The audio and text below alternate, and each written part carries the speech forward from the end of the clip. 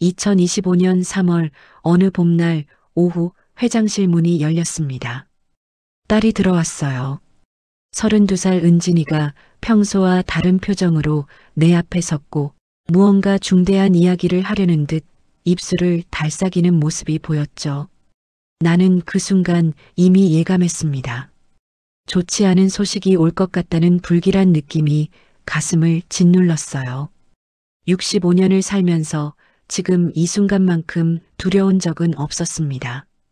엄마, 말씀드릴 게 있어요. 딸의 목소리가 떨렸어요. 40년 넘게 세월그룹을 경영해온 나였지만 딸 앞에서는 그저 한 명의 엄마일 뿐이었습니다. 말해봐. 결혼하고 싶은 사람이 있어요. 그 말을 듣는 순간 나는 펜을 놓았습니다. 결혼이라는 단어가 귓가에서 울렸고 심장이 빠르게 뛰기 시작했어요. 나는 천천히 고개를 들어 딸을 바라봤습니다. 딸의 눈빛이 단단했어요. 진심이었습니다. 그 눈빛을 보는 순간 나는 이미 알았습니다. 내가 원하는 사위감이 아닐 거라는 것을, 내가 바라던 명문가의 자제가 아닐 거라는 것을 말이에요. 대림동에서 국밥집을 운영하는 분이에요. 이름은 이혁준, 29살이에요. 국밥집. 그 단어가 천천히 내 귓속으로 파고들었습니다. 국밥집이라니, 대림동 국밥집이라니. 나는 눈을 감았다 떴어요. 혹시 내가 잘못 들은 건 아닐까 싶었지만 딸의 표정은 너무나 진지했고 그 진지함이 오히려 나를 더 화나게 만들었습니다. 65년을 살면서 이런 황당한 말을 들을 줄은 몰랐어요. 국밥집? 국밥집 주인이라고? 내 목소리가 높아졌습니다. 참으려 했지만 참을 수가 없었어요. 맨손으로 시작해서 대한민국 100대 기업 세월그룹을 일궈낸 내 인생이 주마등처럼 스쳐 지나갔고 그 끝에 국밥집 주인이 사위로 들어온다는 말이 서 있었습니다. 내가 무엇을 위해 이 모든 걸 일궈왔는데요? 우리 가문의 명예를 위해서, 우리 집안의 격을 지키기 위해서가 아니었어요? 네, 엄마. 혁준 씨는 정말 좋은 사람이에요. 제가 2년 동안 만나왔는데 이렇게 착하고 성실한 사람은 처음 봤어요. 2년이나 사귀었다고요? 나한테 한마디 상의도 없이? 나는 자리에서 벌떡 일어났습니다. 가슴이 답답했어요. 딸이 2년 동안이나 그 남자를 만나왔다는 사실이, 그리고 그 사실을 나에게 숨겼다는 것이 배신처럼 느껴졌습니다. 나는 창밖을 바라봤어요. 서울 시내가 한눈에 내려다 보이는 63층 회장실에서 저 아래 어딘가에 있을 대림동. 국밥집을 생각하니 머리가 지끈거렸습니다. 엄마, 혁준 씨는 정말 착하고 성실한 사람이에요. 부모님도 안 계시지만 혼자 힘으로 일어서서 국밥집을 운영하고 있어요. 부모도 없다고요? 내 목소리가 냉랭하게 식었습니다. 이혼? 그럼 더 안 되지. 이혼 가정 출신의 국밥집 주인이라고? 학벌은? 대학은 어디 나왔어? 나는 따지듯 물었어요. 이미 답을 알고 있었지만 확인하고 싶었습니다. 고등학교 졸업이에요. 대학은 형편상 못 가셨어요. 하지만 엄마, 그 순간 나는 주저앉고 싶었습니다. 고졸, 국밥집 주인, 이혼 가정 출신, 부모도 없는 이 모든 단어들이 머릿속에서 뒤엉켰고 정리되지 않았어요.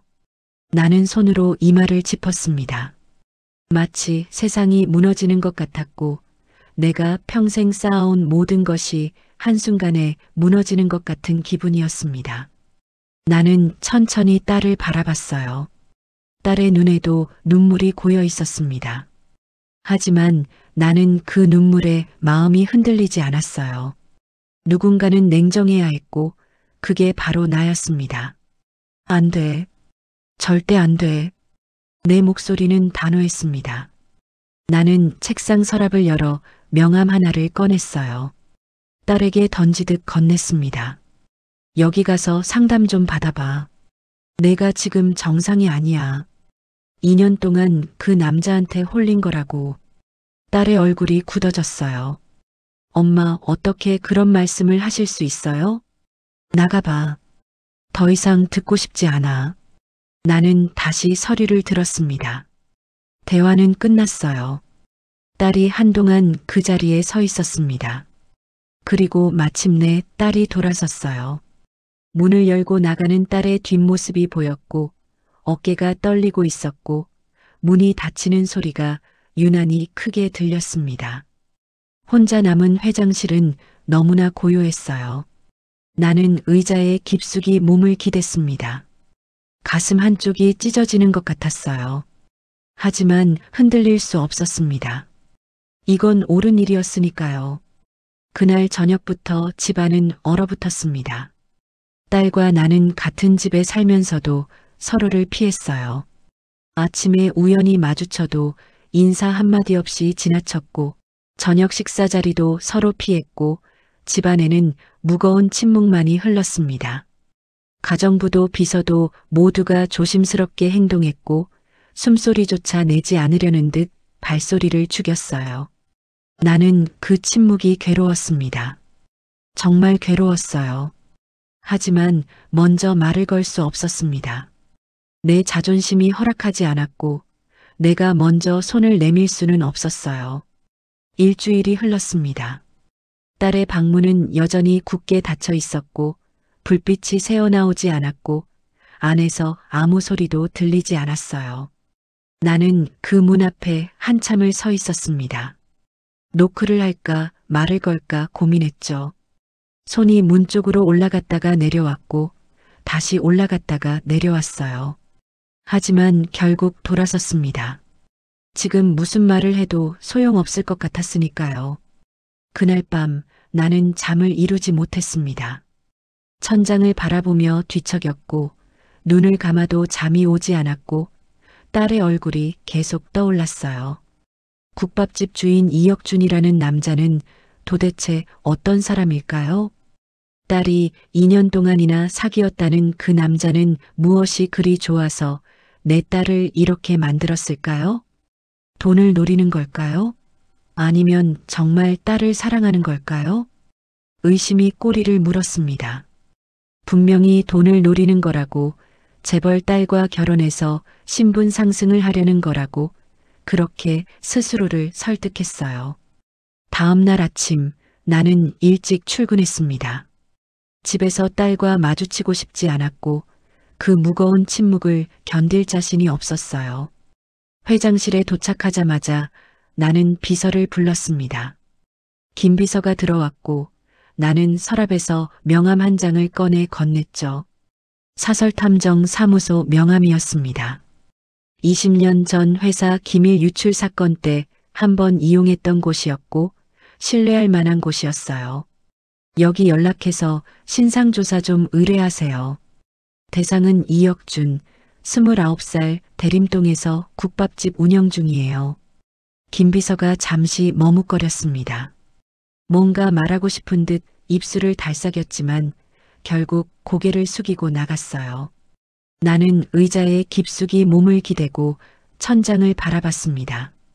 이게 옳은 일일까요? 딸이 사랑하는 사람을 뒷조사하는 게 옳은 일일까요? 하지만 나는 고개를 저었어요. 반드시 알아야 합니다. 그 남자가 어떤 사람인지, 정말 돈을 노리는 건지, 아니면 진심으로 딸을 사랑하는 건지 확실히 알아야만 했습니다. 사흘이 지났습니다. 사흘 동안 나는 조사 결과만을 기다렸고 일은 손에 잡히지 않았고 서류를 들여다봐도 한 글자도 눈에 들어오지 않았어요. 딸과는 여전히 말을 섞지 않았고 집안의 침묵은 더욱 깊어졌습니다. 그리고 드디어 조사 결과가 나왔어요. 김 비서가 두꺼운 갈색 봉투를 내 책상 위에 조심스럽게 올려놓았죠. 나는 그 봉투를 한참 바라봤습니다. 손을 뻗었다가 걷었고 다시 뻗었다가 걷었어요. 하지만 여기까지 왔는데 돌아갈 수는 없었습니다. 나는 봉투를 집어들었고 천천히 뜯었고 안에서 두툼한 서류 뭉치를 꺼냈어요. 보고서의 첫 페이지를 펼쳤습니다. 이혁준, 1996년 8월 21생, 현재 29세. 부모는 이성호, 김미선 2008년 이혼. 나는 천천히 페이지를 넘겼어요. 이혼 사유는 아버지의 사업 실패와 과도한 빚이었습니다. 당시 이혁준의 나이는 12살, 초등학교 6학년이었어요. 이혼 후 어머니는 새로운 남자를 만나 부산으로 떠났고 아버지는 빚쟁이들을 피해 연락을 끊었고 이혁준은 외가 할머니 집에 맡겨졌습니다. 나는 눈을 감았어요. 12살에 버려졌다는 것이, 부모 모두에게 버려졌다는 것이 어떤 의미인지 알 것 같았습니다. 하지만 곧 고개를 저었죠.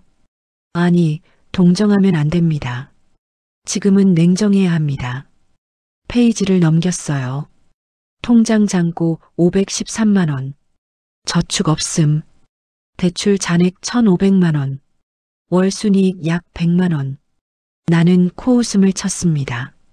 월 100만 원으로 어떻게 살아가나요? 역시나 가난한 남자였습니다. 돈 한 푼 없는 남자가 재벌 딸과 결혼하겠다니 뻔했어요. 너무나 뻔한 수작이었습니다. 재산도 없으면서 재벌 딸과 결혼? 뻔하군. 나는 중얼거렸습니다. 책상을 손으로 쳤어요. 분노가 치밀어 올랐습니다.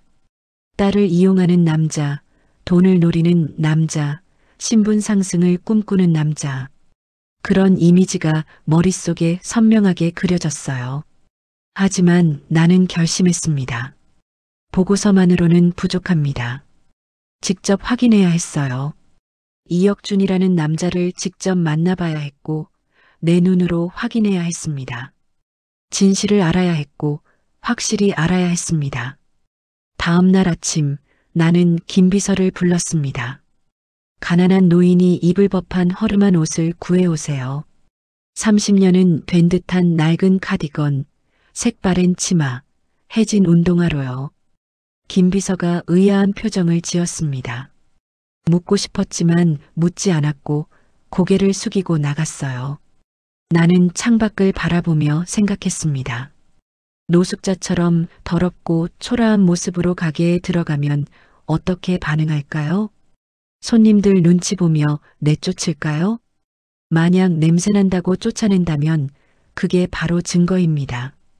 가난하고 더러운 사람은 무시하는 남자라는 증거, 결국 겉모습과 돈을 보고 딸과 결혼하려는 남자라는 증거였습니다. 오후에 김비서가 낡은 옷가지를 가져왔어요. 30년은 된 듯한 카디건이었고 색바랜 치마였고 곳곳이 해졌고 얼룩과 때가 묻어 있었고 냄새까지 났습니다. 나는 그 옷들을 보며 고개를 끄덕였어요. 완벽했습니다. 저녁 무렵 나는 회장실에서 혼자 그 옷으로 갈아입었어요. 거울을 보니 낯선 사람이 서 있었습니다. 세월그룹 회장 윤진아가 아니라 그저 가난하고 초라하고 더러운 노인이 서 있었어요. 나는 씁쓸하게 웃었습니다. 65년 전 나도 이렇게 가난했습니다. 이런 옷을 입고 다녔고 끼니를 걱정했고 사람들의 멸시를 받았어요. 그런데 지금 다시 이 옷을 입고 있습니다. 사위감을 시험하기 위해서, 그 남자의 진짜 본성을 확인하기 위해서 말이에요. 나는 엘리베이터를 타고 지하 주차장으로 내려갔습니다. 운전기사가 나를 보고는 깜짝 놀랐어요. 회장님? 하지만 나는 대림동으로 가세요라고만 말했습니다. 차가 출발했고 나는 창밖을 바라봤어요. 화려한 강남을 벗어나자 풍경이 달라졌습니다. 낡은 건물들, 좁은 골목길, 어두운 가로등. 나는 이런 동네에서 자랐습니다. 오래전, 아주 오래전 일이에요. 드디어 차가 멈췄습니다. 나는 차에서 내렸어요. 고개를 들어 간판을 바라봤습니다. 따뜻한 국밥집이라고 적혀 있었고 글씨는 손으로 쓴 듯 삐뚤했고 간판은 낡았고 불빛은 희미했어요. 나는 깊은 숨을 들이쉬었습니다. 자, 이제 시작입니다. 나는 허름한 가게 문을 밀고 들어갔어요. 따뜻한 공기가 얼굴을 감쌌습니다. 국물 끓는 냄새가 코끝을 스쳤고 김이 모락모락 피어올랐고 가게 안은 손님들로 북적였어요. 다른 손님들이 나를 쳐다보기 시작했습니다. 더럽고 냄새나는 노인의 모습을 본 사람들의 표정이 굳어졌고 누군가는 코를 찡그렸고 수군거리는 소리가 들렸어요. 저 사람 좀 봐. 냄새 안 나? 하는 소리가 귓가에 맴돌았습니다. 이제 이혁준이 나타나겠죠? 그 남자가 나를 보면 어떻게 반응할까요? 나는 숨을 죽이고 기다렸어요. 그때 주방에서 한 남자가 나왔습니다. 29살 이혁준이었습니다. 사진으로 봤던 그 얼굴이었고 앞치마를 두른 모습이었고 얼굴에는 땀이 맺혀 있었어요. 이혁준이 나를 봤습니다. 더럽고 냄새나는 노인의 모습을 본 이혁준의 눈빛이 잠깐, 아주 잠깐 흔들렸지만 곧 평온해졌고 미소가 번졌어요. 어서 오세요. 저기 구석 자리 비었어요. 편하게 앉으세요. 이혁준이 밝게 웃으며 말했습니다. 주저하는 기색이 전혀 없었고 불편한 표정도 없었고 그저 평범한 손님을 대하듯 자연스러웠어요. 나는 잠시 멈칫했습니다. 예상과 달랐어요. 내쫓지 않았습니다. 나는 천천히 구석 자리로 걸어갔습니다. 테이블에 앉자 옆 손님이 자리를 옮겼어요. 저기 다른 자리 없나요? 나 때문이었습니다. 내 냄새 때문에, 내 모습 때문에 손님이 자리를 옮긴 것이었고 이혁준도 그걸 알았을 텐데 내게는 아무 말도 하지 않았어요. 이혁준이 물컵을 가져왔습니다. 내 테이블에 조심스럽게 놓았고 가까이 다가왔고 냄새를 맡았을 텐데도 표정 하나 변하지 않았고 여전히 미소를 지으며 서 있었어요. 뭐 드실래요? 국밥이 제일 맛있어요. 오늘 고기도 푸짐하게 넣었어요. 이혁준의 목소리는 따뜻했습니다. 나는 그 목소리를 들으며 가슴 한쪽이 먹먹해지는 걸 느꼈어요. 65년을 살면서 이런 대접을 받아본 게 언제였을까요? 국밥 주세요. 하나만. 내 목소리는 작았고 떨렸어요. 이혁준이 고개를 끄덕였고 네, 금방 갖다 드릴게요 하며 주방으로 들어갔습니다. 잠시 후 이혁준이 국밥을 가져왔어요. 김이 모락모락 나는 뜨거운 국밥이었고 고기가 듬뿍 들어 있었고 파와 깍두기가 고명으로 올려져 있었습니다. 내가 돈을 얼마나 낼 수 있을지 모르는데도 고기를 듬뿍 넣어준 것이었어요. 천천히 드세요. 뜨거우니까 조심하시고요. 이혁준이 말했고 나는 고개를 끄덕였습니다. 말을 할 수 없었어요. 목이 메었고 무언가 뜨거운 게 가슴을 채웠습니다. 이혁준이 돌아서는 순간 나는 이혁준의 팔을 봤어요. 반팔 티셔츠 사이로 보이는 팔에 긴 화상 자국이 있었습니다. 손목에서 팔꿈치까지 이어지는 붉은 흉터. 보고서에서 읽었던 내용이 떠올랐어요. 16살 때 식당에서 서빙하다 넘어지면서 뜨거운 국밥이 쏟아져 생긴 화상이라고 했습니다. 그 어린 나이에 얼마나 아팠을까요? 나는 숟가락을 든 손이 떨렸어요. 가슴이 아팠습니다. 하지만 이혁준은 그 흉터를 숨기지 않았습니다. 부끄러워하지도 않았어요. 이혁준은 다른 손님들에게 갔습니다. 물을 따라주고 반찬을 채워주고 할아버지, 오늘 입맛은 좀 어때요? 하며 웃었고 손님들도 이혁준을 편하게 대했고 마치 가족처럼 보였어요. 나는 국밥을 떠먹으며 계속 관찰했습니다. 이건 연기일까요? 진심일까요? 그때였습니다. 옆 테이블에서 큰 소리가 들렸어요. 40대쯤 돼 보이는 남자가 소리를 질렀고 테이블을 쾅 내리쳤고 그릇을 밀어냈습니다. 국물이 튀었고 테이블 위가 엉망이 됐고 다른 손님들이 놀라서 쳐다봤어요. 남자의 얼굴이 붉었고 술 냄새가 났고 취한 것 같았습니다. 이혁준이 급히 달려갔어요. 손님, 무슨 일이세요? 하며 물었고 남자는 더 큰 소리로 화를 냈습니다. 국물이 짜. 이게 뭐야? 이걸 국밥이라고 내나? 장사 이따위로 하나? 남자가 고함을 질렀어요. 목소리가 가게 안을 울렸고 다른 손님들이 수군거렸고 불편한 분위기가 감돌았습니다. 이혁준의 얼굴이 창백해졌지만 목소리는 침착했고 허리를 숙이며 사과했어요. 죄송합니다, 손님. 바로 새로 해드릴게요. 국물 싱겁게 해서 다시 갖다 드리겠습니다.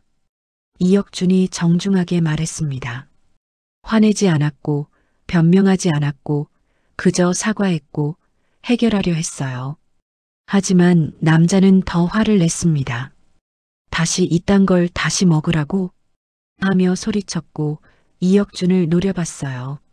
이혁준이 움찔했지만 자리를 뜨지 않았고 여전히 공손하게 서 있었고 남자의 화를 받아냈습니다. 다른 손님들이 불편해했어요. 저 사람 좀 봐. 술 취했나 봐. 나가라고 하지 그래. 하는 소리가 들렸지만 이혁준은 끝까지 예의를 지켰습니다. 나는 그 모습을 지켜봤어요. 이럴 때 어떻게 반응하는지, 화난 손님 앞에서 본색이 드러나는지 보고 싶었습니다. 환불해. 당장 돈 내놔. 남자가 소리쳤습니다. 주머니에서 지갑을 꺼내 테이블에 던졌고 동전들이 바닥에 떨어졌고 요란한 소리가 났어요. 이혁준이 무릎을 꿇고 동전을 주었습니다. 손이 떨렸고 눈가가 붉어졌지만 눈물을 참았어요. 나는 자리에서 일어나려 했습니다. 개입해야 할까요? 하지만 이혁준이 일어서며 말했어요. 음식값은 안 받을 테니 조용히 나가주세요. 다른 손님들에게 피해가 됩니다. 이혁준의 목소리는 떨렸지만 단호했습니다. 겁먹지 않았고 물러서지 않았고 당당했어요. 남자가 뭔가 더 말하려 했지만 다른 손님 한 분이 일어섰습니다. 야, 그만하고 나가. 어디서 술 취해서 난리야? 하며 남자를 밀었고 남자는 투덜거리며 가게를 나갔고 문이 쾅 닫혔습니다. 가게 안이 조용해졌어요. 이혁준이 깊은 숨을 내쉬었고 다리가 풀린 듯 잠시 벽에 기댔고 눈을 감았습니다. 하지만 곧 정신을 차렸어요. 엉망이 된 테이블을 닦기 시작했고 바닥에 흩어진 국물을 닦았고 다른 손님들에게 시끄러워서 죄송합니다 하며 사과했고 다시 미소를 지었습니다. 아무 일 없었다는 듯 일을 계속했고 주방으로 들어가 음식을 만들었고 나에게도 계속 신경 쓰는 모습이 보였어요. 나는 그 모습을 보며 가슴이 답답해졌습니다. 저렇게 참는 게 습관이 된 걸까요? 저런 일이 자주 있는 걸까요? 시간이 흘렀습니다. 손님들이 하나둘 나가기 시작했고 가게가 조용해졌어요. 이혁준이 빈 테이블을 닦고 있을 때였습니다. 구석자리에 앉아있던 할아버지 한 분이 갑자기 고개를 떨구었어요. 수저가 바닥에 떨어졌고 할아버지가 테이블에 엎어졌고 옆 손님이 저분 괜찮으세요? 하며 소리쳤습니다. 이혁준이 뛰어갔어요. 할아버지를 흔들었고 할아버지, 할아버지 하며 불렀지만 대답이 없었고 할아버지의 얼굴이 창백했고 숨이 약했습니다. 이혁준이 즉시 휴대폰을 꺼냈어요. 119에 전화했고 네, 할아버지 한 분이 쓰러지셨어요. 빨리 와주세요 하며 주소를 알려줬습니다. 전화를 끊고 이혁준은 할아버지를 바닥에 조심스럽게 눕혔어요. 심폐소생술을 시작했습니다. 두 손을 가슴에 올리고 힘껏 눌렀고 땀이 났지만 멈추지 않았어요. 그때 구급차 사이렌 소리가 들렸습니다. 구급대원들이 들어왔고 들것을 가져왔고 할아버지를 옮겼어요. 이혁준이 제가 같이 갈게요 하며 따라 나섰고 앞치마도 벗지 않은 채 구급차에 올라탔고 구급차가 출발했습니다. 가게 안에는 손님 몇 명만 남았고 다들 어리둥절한 표정이었고 어떡하지? 계산은? 하며 당황했어요. 한 손님이 그냥 나가자 나중에 계산하면 되지 하며 일어났고 다른 손님들도 하나둘 나갔습니다. 나도 자리에서 일어났어요. 가게는 텅 비었습니다. 테이블 위에는 다 먹지 못한 음식들이 그대로 있었고 주방에는 불이 켜져 있었고 아무도 없었어요. 나는 가게 안을 둘러봤습니다. 엉망이었습니다. 이혁준은 이 모든 걸 두고 할아버지를 따라갔습니다. 돈도 생각하지 않았고 장사도 생각하지 않았고 오직 할아버지만 생각했어요. 나는 가게 밖으로 나와 차에 올랐습니다. 병원으로 가세요. 운전기사에게 말했고 119에 전화해서 어느 병원인지 확인했고 차가 출발했어요. 병원까지 20분쯤 걸렸습니다. 그동안 나는 아무 말도 하지 못했어요. 머릿속이 복잡했습니다. 이혁준의 모습이 계속 떠올랐습니다. 진상 손님에게 화내지 않고 참았던 모습, 할아버지를 위해 심폐소생술을 하던 모습, 구급차를 따라 나가던 모습, 그 모든 게 진짜였을까요? 연기가 아니었을까요? 병원에 도착했어요.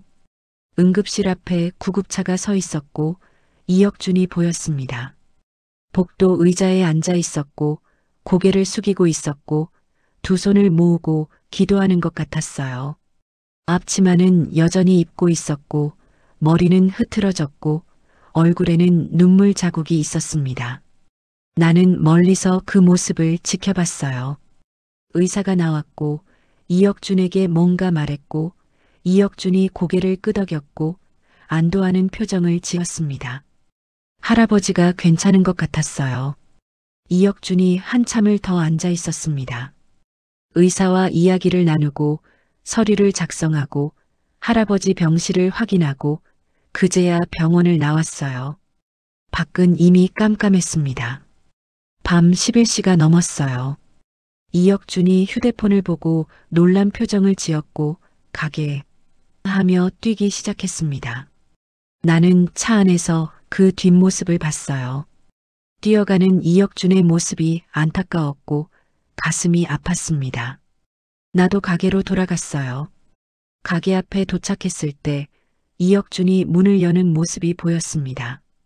불을 켰고 가게 안을 둘러봤고 한숨을 쉬었어요. 손님은 한 명도 없었고 영업시간은 거의 끝났고 오늘 장사는 망친 셈이었습니다. 이혁준이 주저앉았어요. 바닥에 그대로 주저앉아 고개를 묻었고 어깨가 떨렸고 우는 것 같았습니다. 하지만 오래 울지 않았어요. 곧 일어났고 눈물을 닦았고 테이블을 정리하기 시작했습니다. 자신의 손해는 생각하지 않았고 오늘 못 번 돈은 신경 쓰지 않았고 할아버지만 걱정했어요. 나는 차 안에서 그 모습을 한참 지켜봤습니다. 사람이 돈보다 먼저 그 생각이 머릿속을 채웠어요. 이혁준에게는 돈보다 사람이 먼저였습니다. 장사보다 사람이 먼저였습니다. 이익보다 생명이 먼저였어요. 나는 눈을 감았습니다. 가슴이 먹먹했습니다. 목이 메었어요. 67년을 살면서 이런 사람을 본 적이 있었나요? 돈을 버리고 사람을 선택하는 사람을 본 적이 있었나요? 나는 평생 반대로 살았습니다. 사람보다 돈을 선택했고 마음보다 이익을 선택했고 그렇게 살아왔어요. 출발하세요. 운전기사에게 말했고 차가 움직였고 가게가 멀어졌고 나는 계속 뒤를 돌아봤습니다. 이혁준이 여전히 청소하고 있었고 혼자 일하고 있었고 지쳐 보였지만 멈추지 않았어요. 저 남자는 진짜였습니다. 연기가 아니었습니다. 돈을 노리는 남자가 아니었어요. 진심으로 착한 사람이었고 진심으로 사람을 사랑하는 사람이었습니다. 나는 틀렸습니다. 완전히 틀렸어요. 며칠이 지났습니다.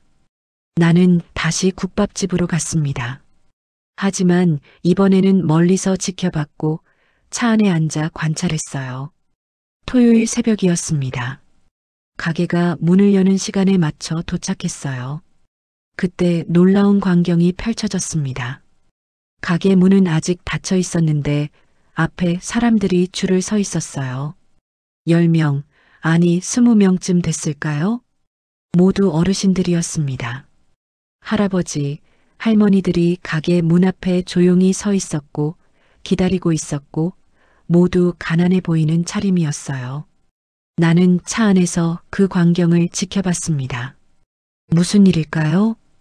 토요일 새벽부터 왜 이렇게 많은 어르신들이 기다리는 걸까요? 잠시 후 가게 문이 열렸어요. 이혁준이 나타났습니다. 앞치마를 두르고 있었고 머리를 단정하게 묶었고 환하게 웃었어요. 어르신들, 어서 들어오세요. 오늘도 준비 다 했어요. 따뜻한 국밥 드시러 오셨죠? 이혁준의 목소리는 밝았습니다.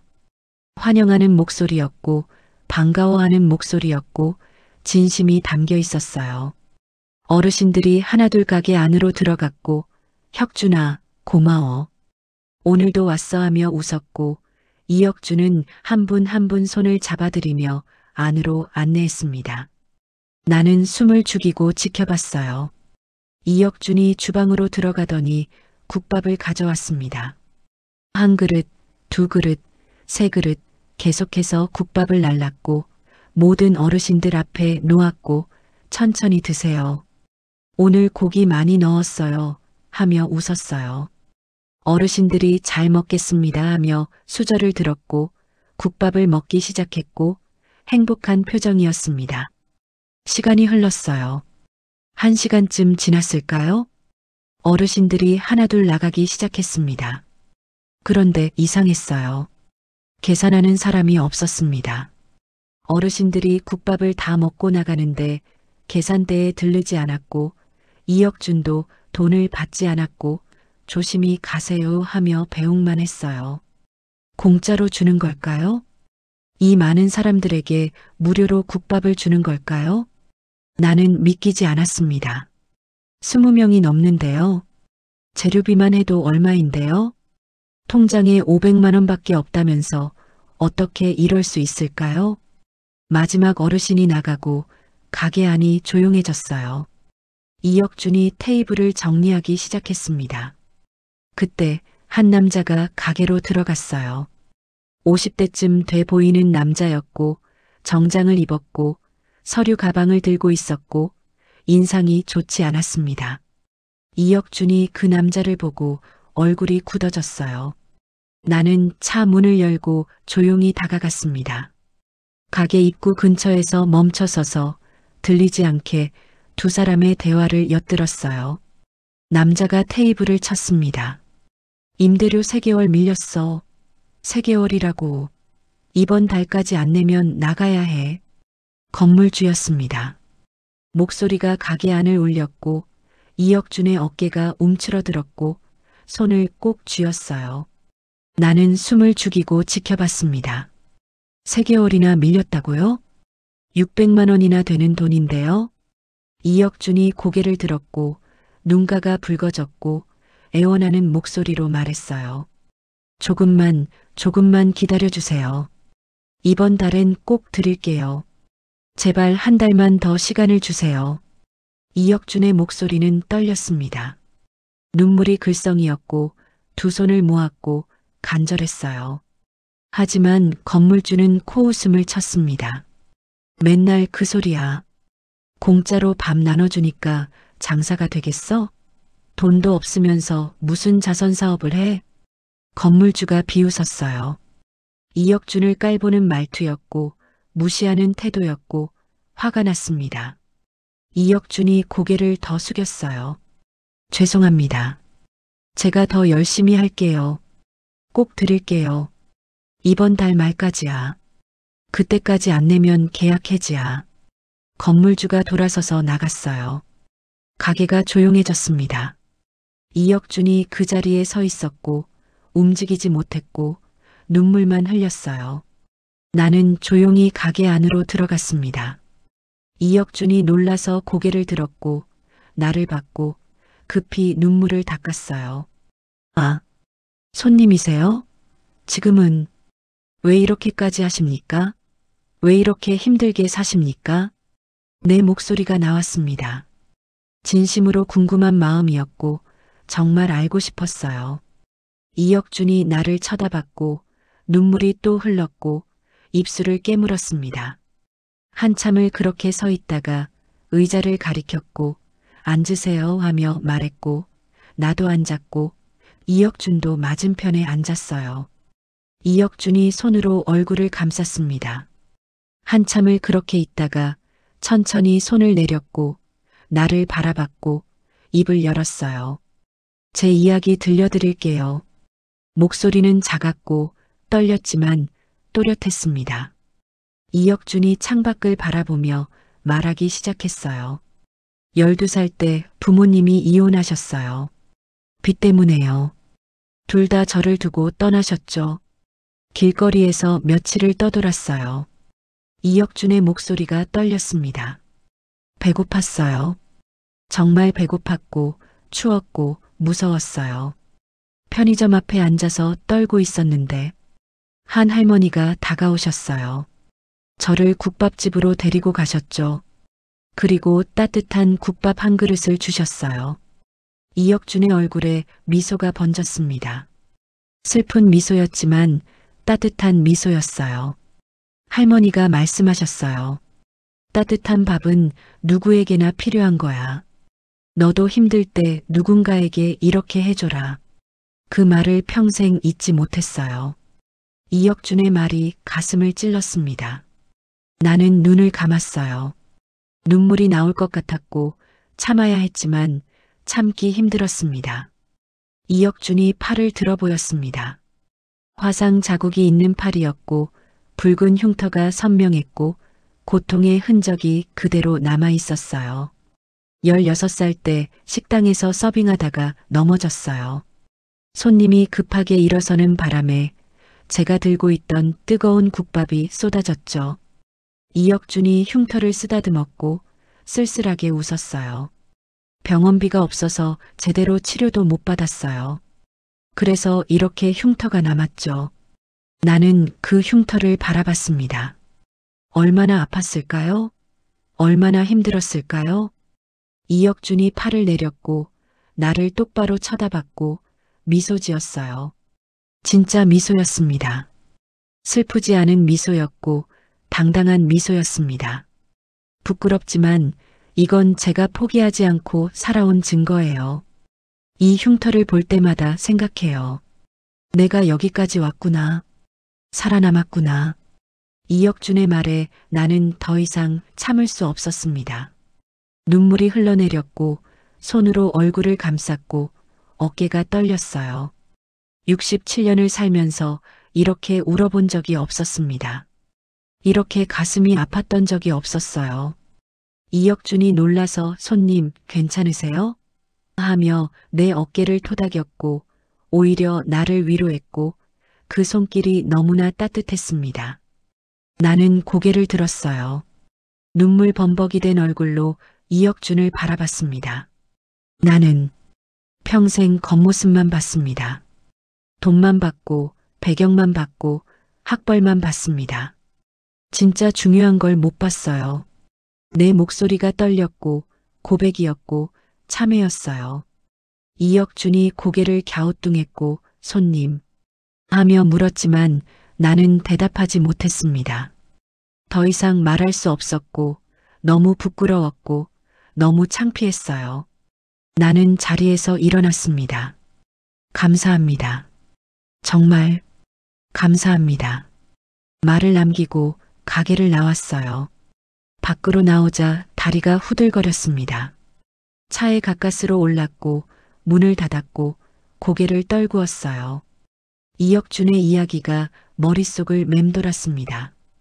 12살에 버려진 아이, 길거리를 떠돈 아이, 국밥 한 그릇으로 살아난 아이, 16살에 화상을 입은 아이, 그 모든 고통을 견디고 지금 여기 서 있는 남자, 그리고 자신이 받은 사랑을 돌려주는 남자. 이게 이혁준이었습니다. 이게 진짜 이혁준의 모습이었어요. 나는 내 인생을 돌아봤습니다. 65년 동안 무엇을 했습니까? 돈을 벌었습니다. 재산을 모았습니다. 기업을 키웠어요. 그게 다였습니다. 누군가를 도왔습니까? 누군가에게 따뜻한 밥 한 그릇을 대접했습니까? 아니었습니다. 나는 항상 받기만 했고, 빼앗기만 했고, 쌓기만 했어요. 나누지 않았고, 베풀지 않았고, 사랑하지 않았습니다. 이혁준은 아무것도 가진 게 없었습니다. 돈도 없었고, 배경도 없었고, 학벌도 없었어요. 하지만 이혁준은 모든 걸 가지고 있었습니다. 사랑을 가졌고, 마음을 가졌고, 인격을 가졌어요. 나는 모든 걸 가지고 있었지만 아무것도 가지지 못했습니다. 돈은 있었지만 사랑은 없었고, 재산은 있었지만 마음은 없었고, 지위는 있었지만 인격은 없었어요. 나는 틀렸습니다. 완전히 틀렸습니다. 집으로 가세요. 운전기사에게 말했고 차가 출발했어요. 집에 도착했을 때 나는 딸의 방으로 갔습니다. 문을 두드렸어요. 은진아, 엄마야. 문 열어줄래? 잠시 후 문이 열렸습니다. 딸이 서 있었고 눈이 퉁퉁 부어 있었고 얼마나 많이 울었는지 알 것 같았어요. 엄마, 미안해, 은진아. 엄마가 틀렸어. 나는 딸을 꼭 안았습니다. 일주일 후에 상견례 하자. 혁준 씨를 초대해라. 제대로 된 자리에서 만나고 싶다. 딸이 놀라서 정말이세요, 엄마? 하고 물었고 믿을 수 없다는 표정이었어요. 나는 고개를 끄덕였고 딸의 얼굴이 환해졌고 눈물이 글썽이었고 감사합니다. 엄마 하며 고개를 숙였습니다. 일주일이 빠르게 지나갔습니다.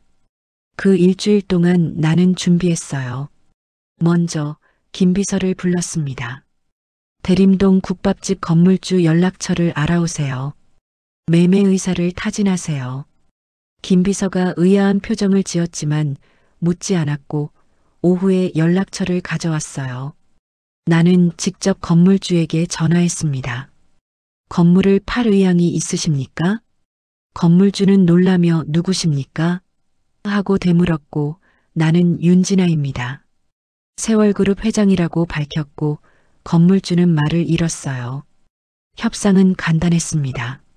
시세보다 높은 금액을 제시했고 건물주는 즉시 승낙했고 일주일 안에 계약을 마쳤습니다. 계약서에 조건을 달았어요. 이혁준에게는 절대 알리지 말 것. 3개월 밀린 임대료는 내가 대신 지불할 테니 이혁준에게는 받은 것처럼 행동할 것. 모든 조건을 건물주가 받아들였고 건물은 내 소유가 되었어요. 이제 이혁준은 임대료 걱정 없이 가게를 운영할 수 있을 것이고 쫓겨날 염려도 없을 것이고 조금은 편하게 살 수 있을 것 같았습니다. 그리고 서울에서 가장 좋은 레스토랑을 예약했고 개인 룸을 잡았고 최고급 코스 요리를 주문했어요. 모든 게 완벽해야 했습니다. 이혁준을 제대로 맞이해야 했고 내 진심을 보여줘야 했습니다. 드디어 그날이 왔습니다. 토요일 저녁 상견례 날이었고 나는 정장으로 갈아입었고 거울 앞에 섰어요. 낡은 작업복을 입었던 내가 아니라 세월그룹 회장 윤진아가 거기 서 있었습니다. 레스토랑에 먼저 도착했어요. 개인 룸은 아름다웠습니다. 샹들리에가 빛났고 하얀 테이블보가 깔려 있었고 꽃이 장식되어 있었고 모든 게 우아했어요. 나는 의자에 앉아 기다렸습니다. 심장이 빠르게 뛰었고 손에 땀이 났고 긴장됐어요. 65년을 살면서 이렇게 긴장해 본 적이 없었습니다. 문이 열렸어요. 딸이 들어왔고 그 옆에 이혁준이 있었습니다. 이혁준은 정장을 입고 있었고 머리를 단정하게 정리했고 긴장한 표정이었어요. 손을 꼭 쥐고 있었고 입술을 깨물고 있었고 불안해 보였습니다.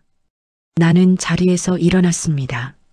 정장 차림의 내 모습을 본 이혁준의 얼굴이 굳어졌고 눈이 커졌고 한 걸음 뒤로 물러났어요.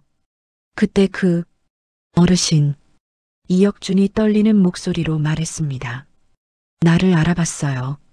국밥집에 왔던 그 노인을, 더럽고 냄새나던 그 사람을 지금 눈앞에 선 재벌 회장과 연결시킨 것이었고 충격받은 표정이었고 창백해졌습니다.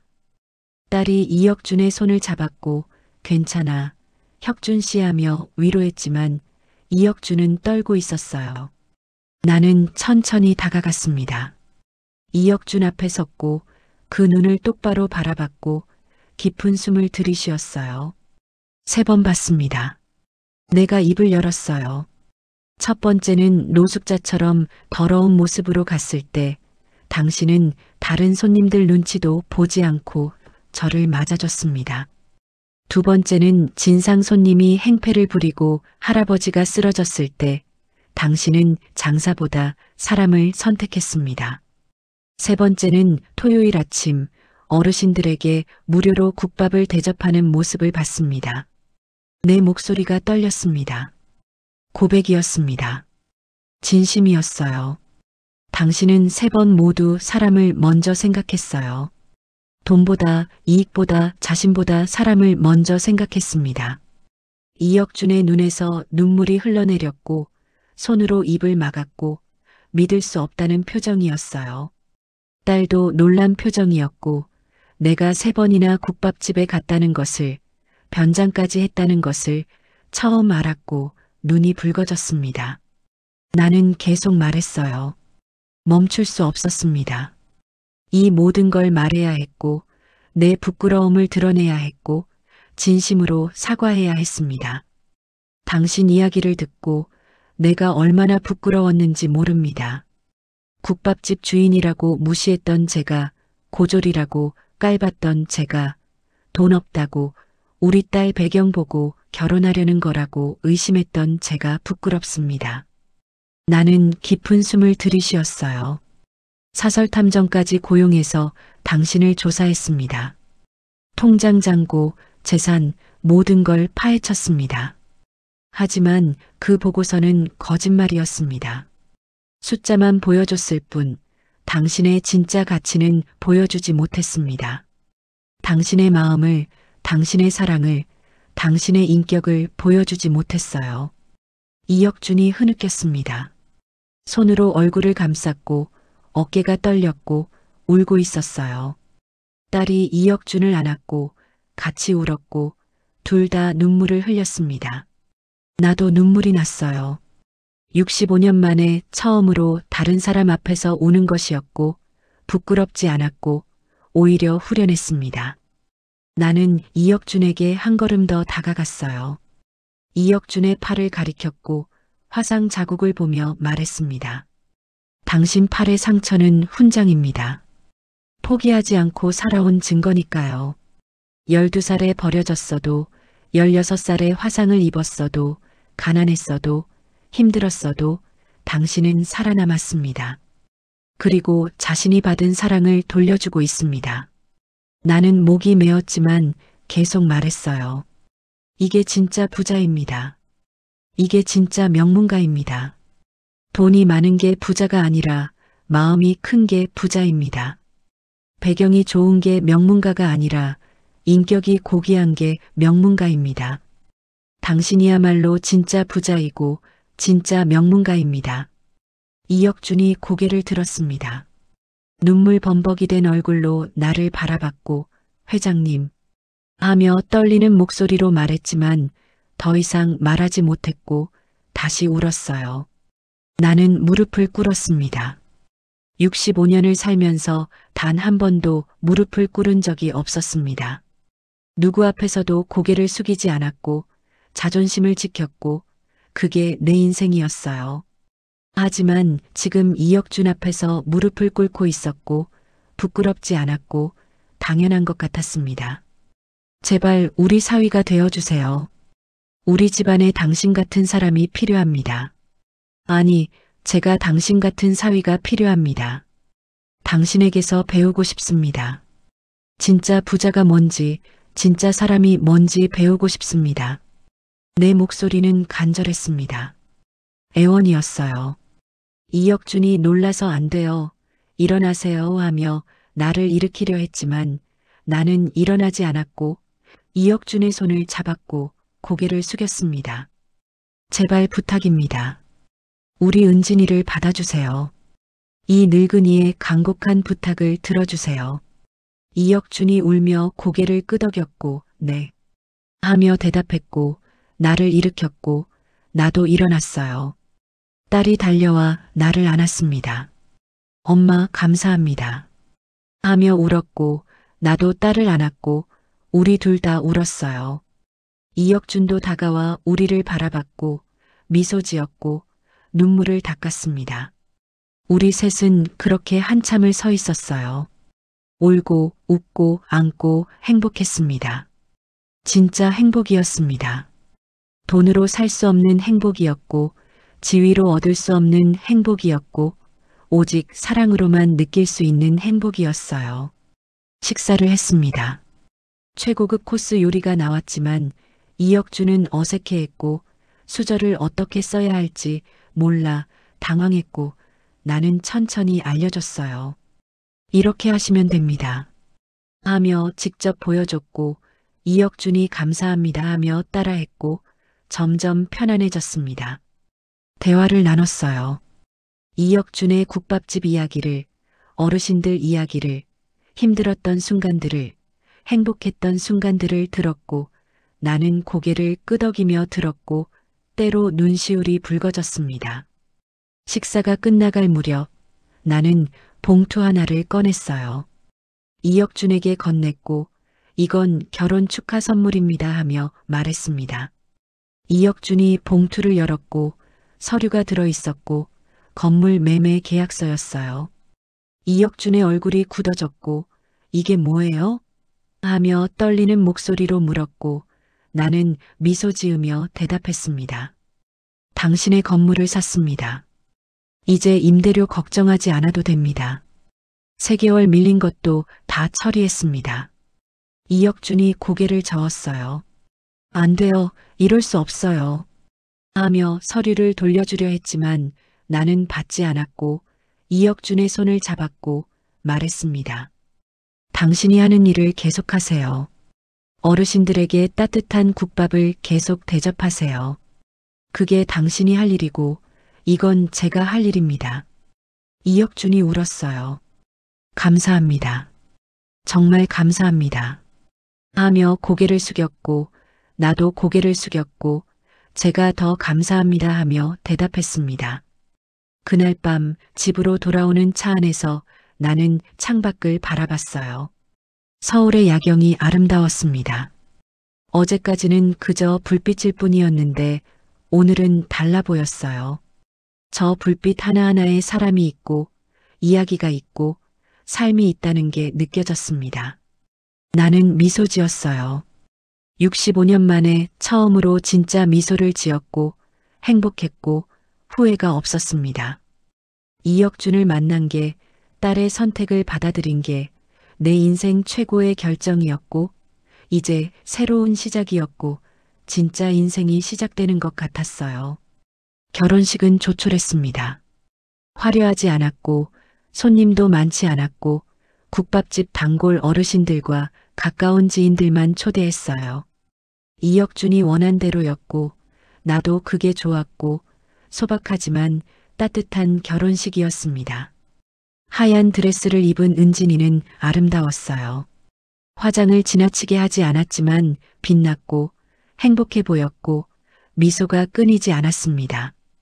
이혁준이 은진이의 손을 잡고 입장할 때 나는 눈물을 참을 수 없었어요. 행복한 눈물이었고 감사한 눈물이었고 오랜만에 느끼는 평화로운 감정이었습니다. 어르신들이 박수를 치며 축하했고 혁준아 축하한다 하며 웃었고 은진 씨도 예쁘네 하며 기뻐했어요.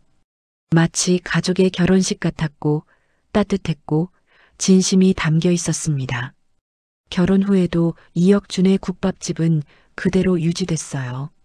문을 닫지 않았고 장사를 계속했고 매일 아침 일찍 가게를 열었습니다. 은진이가 이제 일 안 해도 돼 편하게 살자고 말했지만 이혁준은 고개를 저었고 이게 제 삶이에요. 이 일이 좋아요라고 대답했고 은진이도 이해했고 나도 이해했어요. 그게 이혁준이었습니다. 돈이 생겼다고 삶의 방식을 바꾸지 않았고 자신의 길을 걸었고 흔들리지 않았습니다. 어느 토요일 아침이었어요. 나는 국밥집으로 갔습니다. 낡은 작업복이 아니라 편한 옷차림이었고 노숙자가 아니라 그냥 할머니로 갔고 마음이 가벼웠습니다. 가게 문을 열고 들어가니 이혁준이 주방에서 나왔고 어머님 하며 환하게 웃었고 달려와 내 손을 잡았어요. 사위가 된 이혁준은 더 밝아 보였고 행복해 보였고 빛났습니다. 오늘도 어르신들 오시는 날이죠. 제가 도와드릴게요. 내가 말했습니다. 이혁준이 놀라서 정말이세요? 하고 물었고 믿을 수 없다는 표정이었어요. 나는 고개를 끄덕였고 앞치마를 메었고 소매를 걷어붙였습니다. 65년을 살면서 식당 일을 해본 적이 없었지만 시작하고 싶었고 이혁준과 함께 일하고 싶었고 어르신들을 섬기고 싶었어요. 이혁준이 눈물을 글썽이며 감사합니다. 어머님하고 말했고 나를 꼭 안았고 나도 사위를 안았고 따뜻했습니다. 어르신들이 오기 시작했어요. 저번보다 더 많았습니다. 20명이 아니라 30명 가까이 됐고 줄이 길었고 모두 기다리고 있었어요. 이혁준이 문을 열었고 어르신들 들어오세요 하며 환영했고 나도 문 앞에 서서 어르신들을 맞이했습니다. 어서 오세요. 따뜻한 국밥 드시러 오셨죠? 하고 말했고 어르신들이 웃으며 들어왔어요. 국밥을 날랐습니다.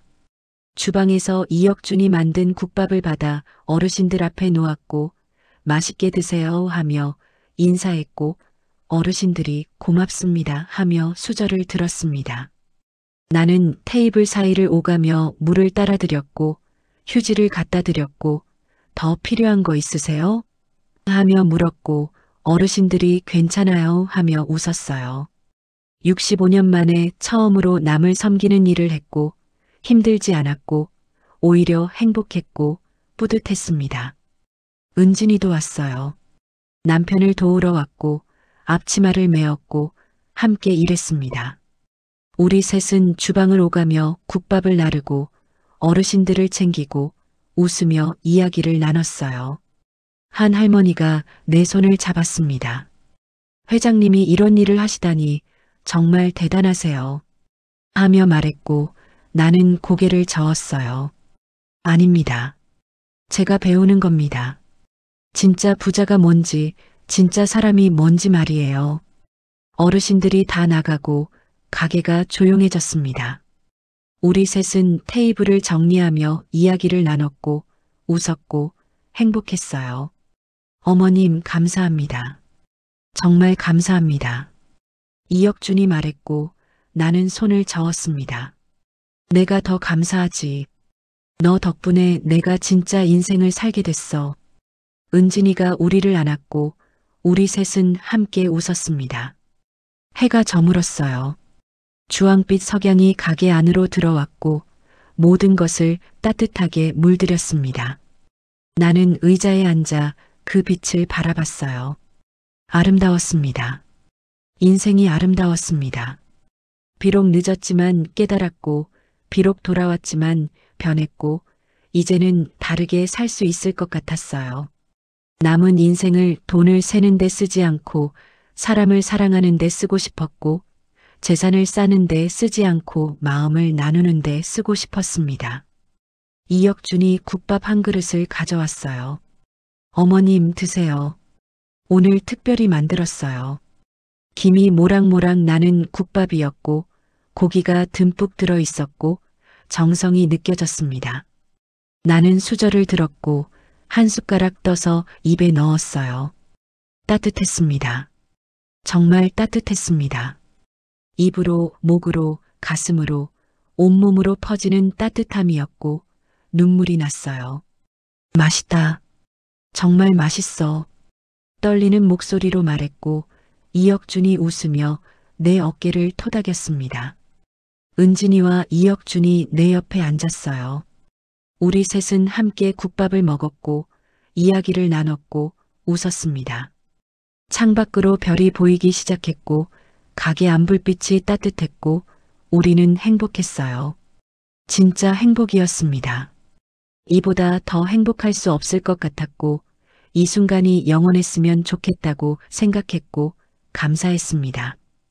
따뜻한 국밥집 간판을 바라보며 중얼거렸어요. 정말 따뜻한 곳이야. 정말 따뜻한 곳이었습니다. 음식만 따뜻한 게 아니라 마음도 따뜻했고 사람도 따뜻했고 사랑도 따뜻했어요. 이곳에서 나는 새로 태어났고 진짜 인생을 시작했고 이제 두렵지 않았습니다. 앞으로 얼마나 살지 모르지만 남은 시간을 의미 있게 쓸 것이고 사랑하며 살 것이고 후회 없이 살 것입니다. 나는 행복했습니다. 정말로 진심으로 행복했습니다. 세월서랍 오늘은 여기까지입니다. 구독과 좋아요는 다음 영상을 만드는데 큰 힘이 됩니다. 시청해 주셔서 감사합니다.